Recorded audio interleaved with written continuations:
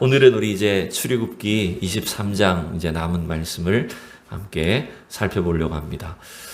지금 우리는 계속해서 21장부터 23장까지 소위 언약서라고 하는 그 부분을 계속해서 우리가 살펴보고 있었어요.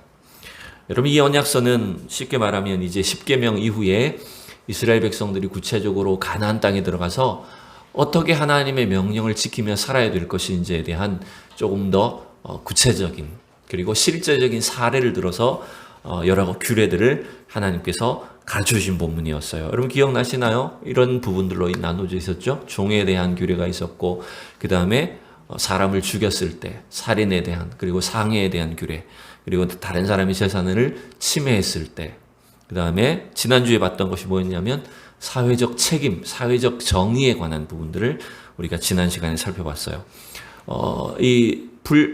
성경을 이렇게 문단을 구분을 한다면 23장 9절까지가 다 소위 이런 사회적인 책임, 역할, 이런 것에 대한 부분을 23장 9절까지 쭉 다루고 있었고, 이제 오늘 나머지 부분은 23장의 나머지 부분은 말 그대로 이스라엘 백성들이 가나안 땅에 들어가서 그들이 구체적으로 어떻게 안식을 지키고 절기를 지키고 또 하나님 백성으로서 그 약속의 땅, 하나님의 언약을 지키며 살 것인가, 이런 부분들을 강조하는 것이 23장의 나머지 부분이라고 할 수 있습니다. 여러분, 우리는 오늘 20절부터 읽었지만 한번 앞부분을 보기 위해서 10절부터 한번 12절까지만 보겠습니다. 10절에서 12절 세 구절만 읽읍시다. 시작. 너는 엿새 동안은 너의 땅에 파종하여 그 소산을 거두고, 죄송합니다. 이게 오늘 자막이 잘 안 넘어가네요. 일곱째 해에는 갈지 말고 묵혀두어서 내 백성의 가난한 자들이 먹게 하라. 그 남은 것은 먹으리라. 내 포도원과 감람원도 그리할지니라. 너는 엿새 동안에 내 일을 하고 일곱째 날에는 쉬라. 내 소와 나귀가 쉴 것이며 내 여종의 자식과 나그네가 숨을 돌리리라. 아멘. 여러분, 그 안식일 혹은 안식년 또 절기에 대한 규례가 지금 10절에서 19절 사이에 이어져 있는데, 여러분 이러한 규례들도요, 뭐 문자적으로 안식일에는 요거는 하면 되고 요거는 하면 안 되고 이런 문자적인 율법 준수를 강조하신 것이 아니에요. 우리가 방금 읽은 구절에서도 조금 느낄 수가 있듯이 하나님이 왜 안식년을 제정하시고 안식일을 지키라고 하셨을까요? 그 의미는 두 가지 방향에서 우리는 하나님을 참으로 영화롭게 하고 그리고 하나님의 백성들을 사랑하는 삶을 살도록 하기 위한 그 의도와 목적이 더 크다라고 하는 거예요. 그걸 우리가 잘 아셔야 됩니다. 보시면 방금 읽었던 10절에도 보세요. 엿새 동안 소산을 거두고요, 엿새 동안은 농사하고 일곱째에는 쉬라 그랬잖아요. 이게 뭡니까? 안식년이죠, 그죠? 안식년 제도를 가르쳐 주신 거잖아요. 왜 일곱째에는 밭을 갈지 말고 농사 짓지 말고 묵혀두라고 했을까요? 여러분, 밭을 묵혀두어두고요, 농사를 짓지 않아도 거기서 뭐가 날까요? 네, 거기서 그 곡식들이 자라기도 한다는 거죠. 이삭을 통해서 양식들, 곡식들이 자라는 거예요. 그럼 그걸 누가 먹게 하는 겁니까? 지금 보면 가난한 사람들, 심지어는 들짐승까지도요. 그래서 그 사회적인 약자들과 연약한 자들을, 심지어 이 소나 나귀 그리고 종들, 나그네들까지 이렇게 쉴 수 있도록 또 먹을 수 있도록 하는 것, 여러분 이게 바로 하나님을 영화롭게 하고 이웃을 축복하는, 이웃에게 하나님의 사랑을 증거하는 삶을 살도록 하기 위한 그러한 어떤 그 하나님의 의도, 목적들이 여기에 다 들어있다라고 하는 걸 알 수 있는 겁니다. 그러니 여러분, 오늘 우리가 이러한 그 구약의 율법들을 특별히 읽어 나가실 때, 하나님의 의도, 진정한 하나님의 목적이 어디에 있는가라고 하는 것들을 여러분 날마다 그걸 자꾸 찾아내는 연습을 하는 게 중요할 것 같아요. 그래야 되지, 안 그러면 자꾸 뭘 먹어도 된다, 먹으면 안 된다, 이거는 하면 되고 안 되고, 자꾸 이런 문자적인 율법에 우리가 매여서는 안 된다라고 하는 것입니다. 오늘 이 자막이 되게 말을 안 듣네요. 네. 자, 어쨌든 그래서 오늘 이 본문도요, 출애굽기 23장의 이제 나머지 언약서의 마지막 부분도 하나님이 이스라엘 백성들에게 이제 하나님과의 언약에 들어오도록 언약 맺기를 촉구하는 장면이에요. 그렇게 보시면 됩니다. 근데 여러분, 언약을 맺는 그 행위만 중요할까요? 사실은 뭐가 중요할까요? 언약을 지키는 게 중요할까요? 그렇죠. 언약을 단지 맺는 그 행위, 의식이 중요한 건 아니에요. 물론 그 절차도 필요합니다. 그 의식의 절차도 필요해요. 그렇지만 더 중요한 건 뭡니까? 그 언약을 기억하고 그 언약을 지키는 그 행위, 순종하는 삶이 훨씬 더 중요하다는 걸 여러분 기억하셔야 됩니다. 그래서 오늘 설교 제목을 제가 뭐라고 잡았을까요? 그것은 바로 청종하라고 잡았죠.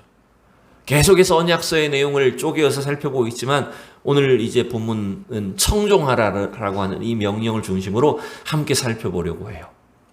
지금 이스라엘 백성들은 시내산에서 하나님과 모세를 통해 주신 약속, 그 언약을 맺고 체결하고 있는 장면입니다. 근데 여러분, 앞서 말씀드렸듯이 더 중요한 것은 언약을 어떻게 지키며 살 것인가라고 하는 게 중요해요. 여러분, 예를 들어서 결혼식을 하잖아요. 우리가 결혼식을 하면 아무래도 그 결혼 예식 중에 제일 중요한 그 식순서는 뭘까요? 뭐가 제일 중요할까요, 여러분? 피로연이 제일 중요합니까? 잘 먹어야 되니까? 뭐가 제일 중요할까요? 제가 봤을 때는 혼인 서약이 제일 중요할 것 같아요. 신랑 신부가 서로에게 대한 신뢰와 또 믿음과 헌신을 결단하는, 약속하는 그 서약이 어쩌면 결혼 예식에도 중요하겠죠. 근데 여러분, 그 혼인 서약이 아무리 중요하다고 해도 혼인 서약을 금 테두리에 액자에 넣어가지고 막 보관을 하고 그걸 막 사진으로 간직하고 녹화를 하고 해도 더 중요한 건 뭘까요? 예, 살아가면서 그 약속을 지켜야 된다는 거죠. 그리고 그게 가장 중요한 일이라는 겁니다. 그래서 하나님은 지금 이스라엘 백성들에게 이러한 하나님에 대한 언약으로 초청을 하면서 그들이 이제 구체적으로 가나안 땅에 들어가서 얼마만큼 하나님과 맺은 이 약속을 기억하고 그 명령을 순종하며 지키며 살 것인가, 여러분 이거를 강조하고 있다라고 하는 거예요. 그래서 오늘 이 언약서 마지막 결론이 그러한 순종, 청종을 요구하고 계신다라고 하는 걸 여러분 볼 수가 있습니다. 자, 20절부터 22절까지 우선 세 구절을 같이 읽어볼게요. 시작. 내가 사자를 내 앞에 보내어 길에서 너를 보호하여 너를 내가 예비한 곳에 이르게 하리니 너희는 삼가 그의 목소리를 청종하라. 그는 노엽게 하지 말라. 그가 너희의 허물을 용서하지 아니할 것은 내 이름이 그에게 있음이니라. 내가 그의 목소리를 잘 청종하고 내 모든 말대로 행하면 내가 내 원수에게 원수가 되고 내 대적에게 대적이 될지라. 아멘. 자, 하나님은 지금 계속해서 이 약속을 주고 있죠. 내 사자를 너희 앞서서 보내겠다. 그가 너희에게 이렇게 너희를 그 가나안 땅으로 인도할 것이고 너희들의 원수들을 대적하고 너희를 지켜줄 거다. 뭐 이런 약속들을 명령하고 있어요. 그게 하나님의 약속이에요. 그런데 여러분, 하나님께서 보내시는 그 여호와의 사자의 목소리에 어떻게 하라고요? 이스라엘 백성들은 청종하라. 그 말을 주의해서 들어라. 그래서 그 명령을 순종하면, 청종하면 하나님이 이렇게 해주시겠다라고 또 약속해 주고 계시는 겁니다. 자, 우리가 먼저 이걸 생각해 볼게요. 지금 20절과 23절에 보면 여호와의 사자를 보내신다 이렇게 말합니다. 내 사자를 너희 앞서 보내신다 이렇게 표현하고 있어요. 여러분, 여기서 하나님이 앞서 보내시는 여호와의 사자는 누구일까요? 제가 아까 성경 공동하면서 사자라고 발음을 좀 한 것 같은데 으르렁 사자가 아니고 하나님의 명령을 받은, 하나님의 보내심을 받은 그 사자를 말하는 거죠. 도대체 이 사자는 누구일까요? 이게 참 우리가 이 구약 성경을 보면서 알듯 말듯한 그런 그 내용들 중에 하나가 이런 부분이에요. 하나님 보내신 사자가 누굴까? 또 여러분 그 성경을 한번 보세요. 27절을 보면 이 사자를 보내시는데 좀 다른 표현을 쓰고 있죠. 여러분 성경을 보세요. 27절과 30절에 보면 두 개의 다른 표현이 나오는데 뭘 보내신다고 말합니까? 27절에는요. 내가 내 위엄을 너의 앞서 보낸다 그랬죠. 28절에는요. 내가 왕벌을 내 앞에 보내리니. 그러니까 다 여호와의 사자를 보내셔서 뭔가를 하신다는 표현인데, 앞에는 여호와의 사자, 내 사자를 보낸다고 했고, 27절에는 내 위엄을 보낸다, 28절에는 왕벌을 보낸다. 이렇게 조금씩 다른 표현들이 있어요. 구체적으로는 이게 누구인지, 혹은 어떤 식으로 하나님 이스라엘 백성들을 앞서서 사자를 보내시겠다는지 사실 우리가 정확하게 파악하기는 힘들어요. 넓은 의미에서 보면 여러분, 사자는 모세와 여호수아를 포함해서 하나님이 이스라엘 백성들을 인도하고 구원하도록 보내신 어떤 지도자들도 넓게 보면 여호와의 사자라고 말할 수 있습니다. 그죠? 그래서 우리 성도들이 왜 장로님들이 기도할 때 우리 저를 위해서 기도할 때 뭐라고 기도해 주시나요? 보통 주의 사자가 이렇게 말씀해 주시잖아요. 그러니까 하나님이 보내셔서 하나님께서 전하라고 하신 말씀을 선포하는 종을 사자라고 이렇게 넓은 의미에서 표현할 수도 있어요. 그런데 지금 보면 이 성경을 놓고 보면 모세나 여호수아를 말하는 것 같지 않아요. 좀 더 신비한 어떤 하나님의 영적인 능력과 권능을 나타내는 그런 어떤 종들을 표현하고 있다라고 여러분 볼 수 있을 것 같아요. 자, 이 여호와의 사자가 누구인가를 우리가 좀 더 구체적으로 함께 살펴보기 위해서 성경 다른 구절을 한번 보실게요. 여호수아 5장을 보면 이런 이제 내용이 나옵니다. 자, 여호수아 5장 13절에서 15절인데 우리 자막을 보고 같이 읽어보겠습니다. 앞에 보시기 바랍니다. 13절 시작. 여호수아가 여리고에 가까이 이르렀을 때에 눈을 들어 본즉 한 사람이 칼을 빼어 손에 들고 마주 서 있는지라. 여호수아가 나아가서 그에게 묻되 너는 우리를 위하느냐 우리의 적들을 위하느냐 하니. 자, 보세요. 지금 여호수아는 이스라엘 백성을 이끌고 지금 요단강 건너갔어요. 그래서 길갈에서 하나님 명령하신 이제 전투를, 여리고 전투를 준비하는 준비 작업을 마친 상황이에요. 이때가. 그래서 할례를 받지 않은 사람은 할례도 행하고 이스라엘 백성들의 몸을 정결하게 해서 이제 하나님의 그 명령이 떨어지면 이제 여리고성 전투를 나가는 그런 준비하는 과정입니다. 그런데 지금 그 순간에 갑자기 길을 가다가 여호수아가 누구를 만났어요? 누군지 모르겠는데 한 사람을 만났어요. 근데 이 사람이 칼을 빼어서 손에 들고 있는 거예요. 여러분 생각해 보세요. 길 가는데 여러분 칼을 차고 가는 것도 아니고 내 앞에 사람이 칼을 빼가지고 들고 있다는 건 이게 무슨 말입니까? 무슨 의미예요, 여러분? 그쵸? 나를 뭔가 지금 공격하려는 사람처럼 여기잖아요. 근데 여호수아는 일단 막 굉장히 놀라웠지만 침착하게 물어보는 겁니다. 너는 우리를 위하느냐? 우리의 적들을 위하느냐? 이건 쉽게 말하면 이런 거죠. 너 내 편이야? 남의 편이야? 이런 겁니다. 너 우리 편이야? 저놈들 나쁜 놈들 편이야? 이렇게 지금 그 사람의 신분을 물어보는 거예요. 근데 이 사람 좀 범상치 않은 사람입니다. 근데 이 사람이 뭐라고 대답하는지 보세요. 14절 읽어봅시다. 그가 이르되 아니라 나는 여호와의 군대 대장으로 지금 왔느니라 하는지라. 여호수아가 얼굴을 땅에 대고 엎드려 절하고 그에게 이르되 내 주여 종에게 무슨 말씀을 하려 하시나이까. 여러분 감사하게도 이 여호와의 사자가 자기 신분을 뭐라고 밝혔어요? 여호와의 군대 대장으로 왔다고 말합니다. 지금 하나님이 보내신 군대가 어디 있는지 누군지 잘 알지 못하지만 그 칼을 빼들고 서 있는 이 사람이 바로 사람의 모양으로 왔지만 그분은 여호와의 군대 대장으로, 즉 이스라엘을 돕기 위해서 하나님이 보낸 사자다라고 말을 하는 거죠.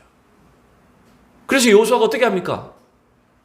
그 여호와의 군대 대장 앞에 즉각 엎드려서 종에게 무슨 말씀을 하려고 하십니까? 그 사자의, 그 군대 대장의 명령과 말씀에 즉각적으로 순종하려고 했다는 거예요. 자, 마지막 우리 15절까지 읽어봅시다. 시작. 여호와의 군대 대장이 여호수아에게 이르되 내 발에서 신을 벗으라. 내가 선 곳은 거룩하니라 하니 여호수아가 그대로 행하니라. 아멘.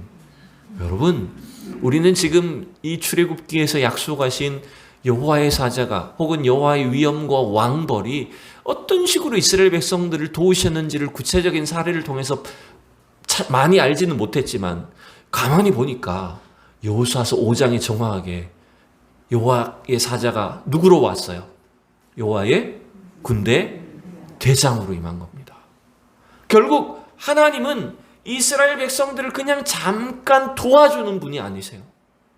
이스라엘 백성들이 알아서 가나안 땅에 들어가서 그들이 가나안 백성들과 싸워서 땅을 쟁취하는데 옆에서 그냥 힘들 때만 그저 도와주는 분이 아니라는 걸 말하는 거예요. 결국 하나님은 이스라엘 백성들이 가나안 땅을 점령하고 그 땅에 살아갈 수 있는 모든 사전 준비와 적들을 두렵게 하고 그들을 전투에서 승리하게 하시는 그 대장으로, 우리를 도우시는 분으로 하나님이 역사하고 계시다라고 하는 것을 분명히 보여주고 있는 것입니다. 여러분 믿습니까? 여러분, 그래서 이걸 가만히 놓고 보면요, 지금 이스라엘 백성들이 출애굽을 하는 과정, 그리고 가나안을 정복하는 그 과정 속에서 이루어졌던 모든 일의 그 배후에 누가 역사하셨다는 겁니까? 하나님이 역사하셨다는 거예요. 하나님이 이스라엘 백성들에게 하나님의 능력과 권능을 나타내 주셨어요. 그리고 그들의 대적과 원수들에게는 하나님을 두려워할 수 있는 위엄으로 임하신 거예요. 아까 봤던 왕벌이라는 표현이 있잖아요. 여러분, 그 왕벌은 뭐냐면 문자적으로는 큰 벌이죠. 근데 그게 뭐냐면 재앙을 말하는 겁니다. 그 애굽에 10개의 재앙을 내리셔서 이스라엘 백성들을 구출해 내셨던 것처럼 그 가나안 족속들에게 하나님 어떻게 하신다는 걸까요? 그들이 하나님을 두렵게 하는 그런 재앙들을 내리셔서 이스라엘 백성들이 가나안 땅에 들어갔을 때 그 하나님을, 그래서 이스라엘 백성들을 두려워하고 그 전투에서 그들이 스스로 절망하고 패배할 수 있도록 만드시는 것이 바로 여호와의 사자를 보내셔서 하신 일들이다라고 하는 걸 여러분 볼 수가 있는 겁니다. 여러분, 그런 면에서 그러기 때문에 이제 이스라엘 백성들이 해야 될 일이 뭘까요? 하나님이 지금 이 여호와의 사자를 보내시겠다라고 말씀하시면서 이러이러한 약속들을 들려주고 계신데, 이스라엘 백성들이 이 하나님의 약속을 통해서 그들이 결단해야 될 일이 뭡니까? 오늘 말씀의 제목처럼 뭘까요? 그것은 바로 하나님의 말씀에 청종하는 거예요. 순종하는 거예요. 여호수아가 여호와의 군대 대장으로 오신 그 여호와의 사자 앞에 엎드려서 무슨 말씀을 하시든지 제가 듣겠습니다 라고 반응했던 것처럼 하나님의 말씀에, 사자를 통해 주신 그 말씀에 순종하는 것, 청종하는 것, 그것이 지금 이스라엘 백성들이 행해야 될 일들이었다라고 하는 거예요. 그것을 이 본문에서 우리에게 가르쳐주고 있습니다. 자, 그 다음에 좀 넘어가서 23절부터 봅시다. 다시 출애굽 23장으로 와서 23절부터 25절, 자, 말씀을 석절을 같이 읽어봅시다. 시작. 내 사자가 내 앞서가서 너를 아모리 사람과 헷 사람과 브리스 사람과 가나안 사람과 히위 사람과 여부스 사람에게로 인도하고 나는 그들을 끊으리니 너는 그들을 신을 경배하지 말며 섬기지 말며 그들의 행위를 본받지 말고 그들을 다 깨뜨리며 그들의 주상들을 부수고 내 하나님 여호와를 섬기라. 그리하면 여호와가 너희의 양식과 물에 복을 내리고 너희 중에서 병을 쇠하리니. 아멘. 자, 여호와의 사자가 앞서가서 이스라엘 백성들을 인도하시고 그들이 살아갈 땅을 또 그 상황들을 예비하신다라고 하는 것을 지금 약속해 주고 있잖아요. 자, 그런데 자세히 보면 23절에도 여호와의 사자가 나오죠. 너희 앞서가서 아모리 사람, 헷 사람, 브리스 사람, 히위 사람, 가나안 사람, 여부스 사람, 이 가나안 족속들을 쭉 소개를 하면서 그들에게로 인도하고 그들을 끊겠다라고 말하는데, 한 가지 여기서 질문이 생기는 겁니다. 뭐냐면 왜 하나님은 이스라엘 백성들을 아무 대적이 없는 땅으로 인도하시지 않고 그 가나안 대적들, 가나안 족속들이 있는 곳으로 인도하신다고 말을 할까요? 여러분 잘 생각해 보세요. 하나님이 굳이 기왕 이스라엘 백성들을 저 약속의 땅으로 인도해 주시려면, 그리고 미리 여호와의 사자를 보내주시려면 먼저 그 대적들을 다 처리해 주시면 되지 않나요? 그게 훨씬 편하지 않을까요? 우리 이런 생각 안 해봤잖아요, 그죠? 근데 한번 생각을 해보자고요. 여호와의 사자를 미리 보내시고 왕보를 보내셔서 그 대적들을 미리 다 쓸어버리신 뒤에 그 땅을 깨끗하게 다 치워놓고 정리를 해놓으신 뒤에 이스라엘 백성들이 들어가 살면 얼마나 편합니까? 일단 이스라엘 백성들은 일단 편하기도 하고요. 또 두 번째, 굳이 그 땅, 그 가나안 족속들로 인해서 우상 숭배할 위험성도 어떻게 됩니까? 다 사라졌으니까. 우상 숭배를 할 가능성도 없어지고. 아니, 그렇게 하면 훨씬 더 깨끗하고 편할 것 같은데 왜 하나님이 지금 앞서 가신다고 말을 하면서도 그 사람들이 있는 곳에, 그 사람들이 여전히 남아 있는데 이스라엘 백성들을 그곳에 인도하실까요? 이게 우리가 오늘 가져야 될 궁금증 중에 하나라고 하는 것입니다. 근데 그러면서도 하나님 또 뭐라고 명령하세요? 25절에 시작하는 본문을 보면 내 하나님 여호와를 섬기라. 아니, 하나님 그 사람들 다 처리해 놓으면 우리가 굳이 그 이방 사람들의 그 우상들을 섬길 이유가 없을 텐데 왜 남겨놓고 이렇게 섬기지 말라고 하시나? 여러분, 이게 사실 궁금한 점 중에 하나예요. 자, 그런데 여러분, 하나님은 뭔가 의도를 갖고 계시다는 걸 여러분 가르쳐주고 있어요. 자, 어떤 의도를 갖고 계시냐면, 자, 그 다음을 봅시다. 27절부터. 자, 같이 읽어요. 시작. 내가 내 위엄을 내 앞서 보내어 내가 이를 곳에 모든 백성을 물리치고 내 모든 원수들이 내게 등을 돌려 도망가게 할 것이며 내가 내 왕벌을 내 앞에 보내리니 그 벌이 히위 족속과 가나안 족속과 헷 족속을 내 앞에서 쫓아내리라. 자, 29절. 그러나 그 땅이 황폐하게 되므로 들짐승이 번성하여 너희를 해할까 하여 1년 안에는 그들을 내 앞에서 쫓아내지 아니하고. 자, 보세요. 분명히 하나님이 사자를 보내시고 왕보를 보내셔서 그 대적들을 쫓아내실 것이다, 그들을 몰아낼 거다, 이렇게 약속은 하셨는데 다 완전히 그냥 깨끗하게 쫓아낸다고 말합니까? 남겨둔다고 말합니까? 그렇죠? 남겨둔다고 말하죠. 그리고 더군다나 언제는 쫓아내지 않는다고요? 1년 안에는 내 앞에서 쫓아내지 않는다. 그러니까 1년 동안은 일단은 놔둔다. 그리고 1년 후부터 쫓아내긴 하는데 또 30절을 보세요. 어떻게 쫓아내는지. 내가 번성하여 그 땅을 기업으로 얻을 때까지 내가 그들을 내 앞에서 조금씩 쫓아내리라. 아니, 하나님 쫓아내 주신다고 했으면 한 방에 해주시면 안 되나? 왜 1년 안에는 또 안 쫓아내신다고 하시고 쫓아내긴 하는데 어떻게 쫓아내신다고요? 조금씩 쫓아내신다. 왜 이렇게 하시죠? 자, 29절에 일단 어떤 힌트가 하나 들어있죠. 왜 1년 동안 놔두시는지, 왜 조금만 쫓아내시는지. 뭐라고 말합니까? 다 쫓아내면 어떤 일이 생긴다고요? 그쵸? 그 땅이 황폐하게 되므로 들짐승이 번성하여 너희를 해할까요? 라고 이런 이유를 말씀합니다. 아마 이게 뭐 문자적인 의미도 있고 어떤 그 비유적인 표현일 수도 있을 것 같긴 한데, 만약 하나님이 이스라엘 백성들을 위해서 그들이 들어갈 그 약속의 땅 가나안 땅을 깨끗하게 청소를 해놓아 버리시면 무슨 문제가 생길까요? 그 사이에 어떤 일이 생길 수 있다는 겁니까? 사람들이 살던 땅이 어떻게 된다고요? 황폐하게 되어서 도리어 이스라엘 백성들이 들어가서 살려고 할 때는 어떤 문제가 생길까요? 네, 거기 이제 막 오히려 황폐하게 된 땅으로 인해서 더 고생하는 일이 생길 수 있다.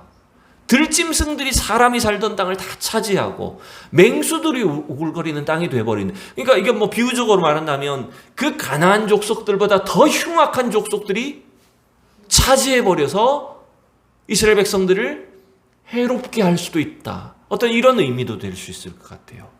그래서 하나님은 그 약속의 땅 가나안 땅을 주시긴 하지만, 그 대적들을 쫓아내시긴 하지만 조금씩 쫓아내신다. 여러분, 그 이유가 바로 사실은 이스라엘 백성들을 위해서라고 하는 걸 여러분 우리가 알 수 있는 거예요. 자, 우리의 상황으로 한번 생각을 해봅시다. 저와 여러분들이 예수님을 믿고 신앙생활을 시작합니다. 저 천국을 바라보면서 이 땅에서 열심히 신앙생활을 하려고 노력을 해요. 그러면 여러분 세례받고 혹은 신앙생활하고 예수님을 믿을 때 우리 삶의 어떤 문제가, 우리를 둘러싸고 있는 이런 환경적인 어려움이나 우리를 유혹하는 어떤 죄의 문제라든지 이런 어려운 일들이 한 방에 해결이 되든가요? 조금씩 해결이 되든가요? 예? 한 방에 해결되든가요? 물론 어떤 특정한 사안에 대해서는 하나님이 즉각적으로 해결해 주시고 그 문제 자체를 다 아예 끝내 주실 수도 있겠지만 전체적으로 놓고 보면 그 상황들이 한 방에 해결되지 않더라는 거예요. 하나님이 능력이 없으신 게 아닌데도 그렇다는 거죠. 코로나의 예를 들어봅시다. 코로나도 하나님의 그 전능하신 하나님의 능력으로 이런 코로나쯤은 다 한 방에 해결하실 수도 있지 않을까요? 근데도 하나님은 이 코로나가 조금씩 물러가게 하시잖아요. 여러분 결국 이러한 어려운 문제들을 왜 우리 속에 이렇게 남겨놓으시는 것처럼 보이냐면 사실은 오늘 이 말씀의 어떤 결론적인 내용이 우리에게 해답을 주고 있다라고 하는 거예요. 여러분 그건 저는 이렇게 두 가지로 정리를 해봤어요. 첫 번째는 뭐냐면 하나님은 우리에게 구원이라고 하는 결과를 주시는 것만 목적으로 하지 않으신다는 거예요. 여러분 저와 여러분 하나님은 우리 모든 사람이 구원받기를 원하십니다. 믿습니까? 그런데 그 구원이라고 하는 결과에만 하나님이 집중하지 않으세요. 결과로서만 구원을 얻는데 하나님이 중요하게 여기지 아니하시고 우리의 믿음을 통한 그 구원의 과정을 중요하게 여기신다는 것입니다. 이게 무슨 말일까요? 우리가 구원받은 백성으로 최종적인 결과물로서 하나님 나라 저 천국의 구원을 얻게 되어 있어요. 그런데 여러분 그 결과만 중요한 게 아니라 구원받은 자로서 이 땅을 살면서 우리가 하나님을 어떤 분으로 알고 주님을 섬기고 주님과 동행하는 교제하는 그 삶의 과정을 믿음의 과정 자체를 하나님은 중요하게 여기신다는 거예요. 자, 이스라엘 백성들을 생각해 봅시다. 여러분 이 출애굽 지도예요. 우리가 처음에 출애굽기를 살펴볼 때 출애굽 과정에서 봤던 지도예요. 그러면 우리가 오늘날 정확하게 지리적으로 이스라엘 백성들이 어느 경로로 갔는지를 정확하게 알기는 어렵겠지만 여러분 저 왼쪽 위에 있는 고센 땅에서 출발했다고 치면 어느 쪽으로 가야 됩니까? 이제 오른쪽 위로 가야 되겠죠? 오른쪽 위로 쭉 올라가서 이제 가나안 땅을 들어가게 되는데 어느 경로로 가면 제일 빠를까요? 단순하게 생각해서 지금 파란색 부분이 뭘까요? 위에 있는 파란색 부분이 지중해입니다. 즉 그 지중해 해변길을 따라서 가는 게 제일 빠른 길입니다. 맞죠? 고센 땅에서 그냥 쭉 해변길을 따라서 쭉 올라가기만 하면 거기가 바로 가나안 땅이에요. 근데 왜 하나님은 그 가장 빠른 최단 거리를 안내하지 않으시고 굳이 아래쪽으로 쭉 내려와서 홍해를 건너고 더군다나 저 아래쪽 밑에 시내산까지 내려와서 시내산 언약받고 그 다음에 또다시 가데스 바네아 갔다가 가데스 바네아에서 불순종해가지고 40년 광야를 방황하고 시간이 여러분 결국 바로 해변길로 가면 얼마나 걸린 줄 아세요? 불과 한 달? 한 달 안에 거의 도착할 수 있는 그런 가까운 길이었어요. 근데 몇 년 걸렸습니까? 40년 방황했어요. 왜 하나님 이렇게 이스라엘 백성 돌게 하셨을까요? 물론 거기에는 이스라엘 백성들의 어떤 불순종, 부족한 것도 있었지만 크게 보면 이런 겁니다. 하나님은 이스라엘 백성들이 하나님께 대한 믿음을 가지고 그들의 믿음의 과정을 거쳐서 구원이 완성되도록 하셨다라고 하는 거예요. 여러분 믿습니까? 여러분 오늘 우리의 삶에도 마찬가지입니다. 하나님이 우리를 구원하실 때 그냥 죽으면 딱 하고 천국 가는 그 구원의 결과물만 중요한 게 아니에요. 그것도 필요합니다. 근데 여러분 그 구원의 결과는 하나님이 약속해 놓으셨다면, 이미 정해 놓으셨다면 뭐가 중요할까요? 그 구원을 이루기까지 우리가 어떻게 살아야 될까요? 하나님의 말씀에 대해서, 하나님의 약속에 대해서 우리가 어떻게 순종하며 어떤 믿음의 과정을 통해서 그 구원에 합당한 삶을 살아나가느냐. 그 과정을 요구하신다는 거예요. 여러분 믿습니까? 아멘이 약하셔요. 왜? 하나님은 우리의 믿음을 자라기를 원하십니다, 여러분. 우리의 믿음이 어린아이의 상태에서 바로 천국 가는 게 아니라 주님의 그 약속의 말씀에 대한 합당한 믿음으로 자라나기를 원하시는 거예요. 그래서 우리 속에 남아있는 이런 고난들도, 해결되지 않는 문제들도 결국 하나님의 의도가 있다라고 하는 걸 여러분 기억하셔야 된다는 거예요. 그래서 여러분, 우리의 믿음이 부족한 믿음이지만 하나님이 우리에게 이 약속의 말씀을 주셔서 성령님을 우리에게 보내주셔서 우리가 그 하나님의 약속을 어떻게 믿어 나가느냐, 그 믿음의 과정을 너무나도 소중하게 보신다는 것, 여러분 기억할 수 있기를 축복합니다. 그래서 여러분, 우리 성도들의 믿음이 참 중요한 거예요. 우리 얼마나 큰 일을 이루느냐, 얼마나 대단한 사람이 되느냐 하는 게 중요한 게 아닙니다. 우리의 작고 사소한 문제들, 여러분 속에 일어나는 모든 어려움들, 여러분 그런 거 있잖아요. 우리 한 주를 살면서, 이 하루를 살면서 얼마나 우리를 막 격동하게 하고 우리를 넘어뜨리려 하고 시험하기도 하고, 여러분 힘들고 어려운 문제만 우리를 넘어뜨리는 게 아닙니다. 작고 사소한 문제도 여러분 우리를 날마다 힘들게 합니다. 우리 믿음을 자꾸 공격합니다. 근데 결국 그런 상황들 속에서 우리가 어떻게 하나님께 대한 믿음, 그 약속의 말씀을 순종하며 따라갈 것인가, 여러분 그 믿음을 참으로 소중하게 여기신다라고 하는 거예요. 또한 저는 이렇게 생각합니다. 하나님은 오늘 이스라엘 백성들에게 가나안 땅에 대한 축복을 주셨어요. 약속을 주셨어요. 이렇게 너희를 인도할 것이고 이러한 복을 줄 것이다. 근데 여러분 결국 진정한 축복은 뭔지 압니까? 진정한 축복은 하나님의 말씀을 듣고 그분의 명령을 따라 순종하는 삶. 그래서 하나님과 동행하는 삶이 최고의 축복이라는 걸 여러분 기억하셔야 됩니다. 가나안 땅에 들어가는 것이 여러분 복이 아닙니다. 그 결과론적인 복만 있는 게 아니라 하나님의 말씀을 듣고 순종하며 결국 주님과 동행하는 것이 여러분 최고의 축복이라는 거예요. 여러분 결국 오늘 이 말씀은, 출애굽의 내용은 우리 성도들이 저 하나님 예비하신 천국, 영적 예루살렘으로 들어가는 그 과정을 말하는 거예요. 우리가 죽어서 들어가는 천국만 천국이 아니라 이 땅에서 하나님과 동행하는 천국을 누리셔야 됩니다, 여러분. 믿습니까? 우리의 삶이, 우리의 가정이, 오늘 하루의 삶이 하나님과 동행하는 그 진정한 천국의 삶이 되어야 된다라고 하는 거예요. 하나님은 그러한 은혜와 축복을 우리들에게 내려주시기를 원하고 계십니다. 그렇기 때문에 여러분 매일매일의 삶 속에서 하나님의 말씀을 듣고 순종하는 삶을, 그래서 주님과 동행하는 그 천국을 날마다 연습하시고 경험할 수 있기를 축복합니다.